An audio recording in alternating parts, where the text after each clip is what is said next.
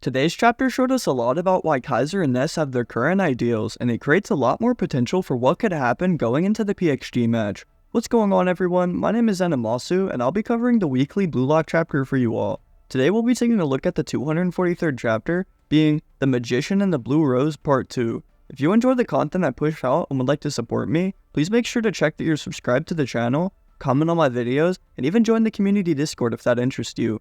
I hope you all have an amazing day, and please enjoy the video. As some of you know that tuned into my spoiler video on this chapter, it actually starts off with a 2-page colored spread of Hitoshi Rin. The high quality version here too just goes even harder, as we now know it says, "Aim for the top, awaken egoist." It also confirms in the top right here that Blue Lock's second season is currently in production, which I just really can't wait for. Here's an interesting question for you all. What scene are you most looking forward to seeing animated from season 2? Mine personally is either Hitoshi Rin's Devourer state, or just any moment Shido Ryusei will be on the screen. We also get confirmation that the episode Nagi movie will release April 19th of 2024, so we're going to be flooded with Blue Lock content next year. Anyways, with that all out of the way, let's now actually jump into today's chapter. The intro text here says, lying on the ground with his ego in tatters and on the verge of despair, Alexis Ness looks up to see Kaiser towering over him.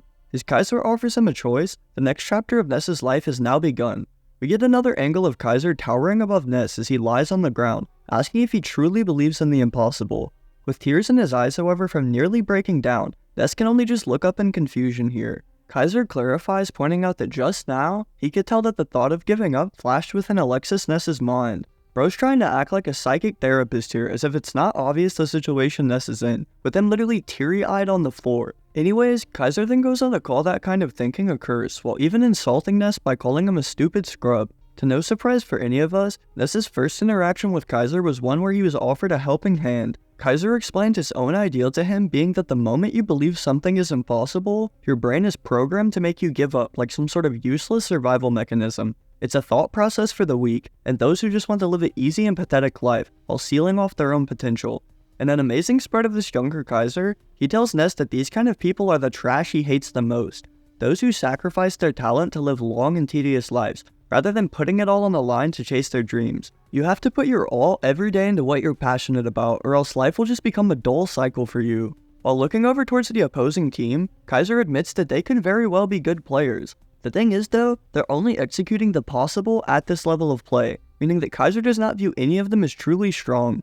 While looking down at Ness though, who's still lying on the ground for some reason during this entire lecture, Kaiser says that he is different than them. From the timing of his passes to his dribbling, Ness was obviously imagining his plays in the field steps ahead of everyone else. The problem is that Ness simply lacked a partner to operate on the same frequency as him, with Kaiser promising that alongside him, all of Ness's ideas will become possible. While then finally reaching out his hand and telling Ness to stand up, we see the moment where Ness and Kaiser truly become a proper duo. Also, this talk of needing a partner to understand your true motives and ideas ties a lot into protagonism. Hiyori and Isagi, and even Ryo and Nagi's partnership. Nagi and Hiyori were both players very proficient in skill and abilities, they simply just lacked a proper partner to execute with. Nagi's a little different, but we'll talk more about that in this upcoming duo analysis video. As we finally see their trial match resume with the two leaping into action, Ness has decided to place all of his trust in this new ally. As we see him putting his all into passing a defender, Ness explains that if this is truly one of the last chances to prove himself, then he will use every essence of his being to team up and help Kaiser. Even with 3 defenders shown to be closely marking Kaiser, Ness seems to have found a moment, a pass that seems to work just fine with him. Even though Kaiser is giving Ness far more options to work with, we see here that the opposing team has still managed to swiftly shut down his shot angles. Ness even believes that there's absolutely nowhere for him to shoot, but come on now, we all know what Michael Kaiser is about. Being the literal representation of impossible in this story, he bangs out a top left shot even while crowded by all of these defenders while outside of the box. I mean, it's just like the Manshine match. He even goes as far as to call them idiots, while pointing out that their defense is full of easily exploitable gaps. Shout out to Mochi as always too for this amazing rendition of Kaiser. This man always colors him in the most majestic way possible.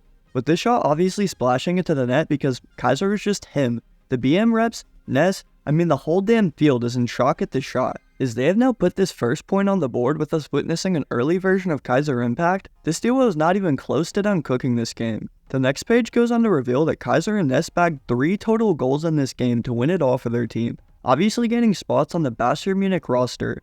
With Alexis Ness' first meeting of Michael Kaiser, He was finally able to witness and execute his impossible magic. Also, I just want to point out how much I really love this double spread here, because the artist was going crazy this chapter. We then get a little compilation of some of the tomfoolery these two were up to in the early days at Bastard Munich. From their lunchtime together, to even Kaiser blaming Ness for being late to practice for oversleeping. I really appreciate seeing the wholesome side of these two's relationship, with it even showing them messing around in the shower just like Nagi and Reo were doing. It's really sad to think about how Kaiser's been treating Ness in these recent games, especially considering the poor guy's past. I mean, look at this close-up here of the two smiling and messing around with one another. I don't think I've seen Ness or Kaiser even grin a single time throughout the Ubers match, besides when the ultimate glazing occurred for the bicycle kick. Anyways, as the scene then cuts to Ness cutting Kaiser's hair for him, some interesting insight into Kaiser's character is actually shown here. To the immense surprise of Ness, Kaiser explains that he was once actually a mentally weak person himself. Oh jeepers, who would have ever known that? Cough cough, glass chains on his cover. He explains that he would constantly give up when faced with challenges he believed to be impossible. However, he never wants to fall into that weak mindset again. The context of that blue rose tattoo is explained by this, as he uses it as a symbol to always move forward.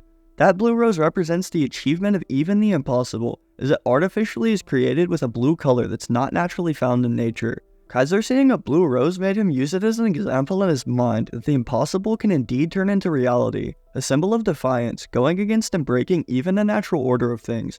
Kaiser believed in this and even got it tattooed on him, because he himself wants to be a person just like the blue rose, something that cannot be defined by the impossible. As Kaiser goes on to explain how he'll win the Champions League, the World Cup, and drown everyone in despair as he usually does, Ness is just standing there cutting his hair, content to finally have someone open up to him. Compared to his family that denied his imagination and goals in every aspect, Kaiser made him believe in even the impossible. Ness even makes a joke about how Kaiser's murderous intentions and demeanor suit him perfectly, with his hair too finally being finished up. The symbolism here is really wholesome along with the conversation, because not only was the blue rose tattoo and representation tied in, but here is the moment where Kaiser had his hair dyed blue too, which was done by Ness personally. Kaiser and Ness now share a dream together as partners, which we've seen to now be a toxic one growing recently with Kaiser's obsession. Is seen here when flashing back to the present, Ness is walking into the room while thinking about how Kaiser made him believe in magic. The sight he finds, however, is anything but magical, as Kaiser has fallen over in his chair and is choking himself out. Literally hacking up saliva or blood, he seems to have a really tight grip around his own throat. Ness, obviously panicking, immediately sprints towards a hunched over Kaiser while screaming out if he is alright. As a closer shot is then shown, however, of Kaiser's hands, his grip is still tightening here as Ness realizes it himself. Kaiser is purposefully doing this to himself, inflicting harm upon his own body. Finally then letting go though, literally drooling all over his hands, Kaiser tells Ness that he's finally seen it. He's found everything he's been searching for. Kaiser has found a new way to destroy Isagi Yoichi indefinitely. He's apparently found some type of new weapon to turn the tides, as we see him actually grinning in excitement with pulsating eyes and muscles. I feel like Kaiser's corrupted ego and ambitions will cause him to have a huge impact in the PXG game, and I'm very curious what you guys think his new weapon will be. Maybe it will be a better way to link up with Ness as he observed from Isagi and Yuri's reflexive play. However, I think he's far too selfish here. His weapon will be personal to him and most likely his Kaiser impact weapon. Anyways, the outro text here says, an ego that seems to devour anything in his path. In his pursuit of destroying Isagi, Kaiser has discovered a new weapon. With the game against PXG drawing near, the Emperor has signaled his counterattack. Chapter 244's title, which we will be getting spoilers for either Friday or Saturday, is actually PXG. I'm assuming this will be showing us a glimpse of the PXG vs Bartra match, but maybe this is just my fantasy speaking. As seen by the amazing graphic here that my friend Aldair has graciously allowed me to use, Blue Lock actually has a lot more breaks coming up for the winter holiday. After chapter 244, which is this week's chapter, it will actually be a semi-weekly release schedule until January the 10th. Obviously we love this manga and want the amazing people working on it to spend the holiday season relaxing with their families. I'm so sorry for how long it took me to get this out for you guys. College and exams have just been kicking my ass, to be honest, seen by my lack of speculative content. Don't worry though, because I'm going to be cooking these exams and then cooking some amazing streams and content for you guys, hopefully on the daily with winter break coming this Friday. Thank you guys so much for tuning in and still supporting me, and please have an amazing day.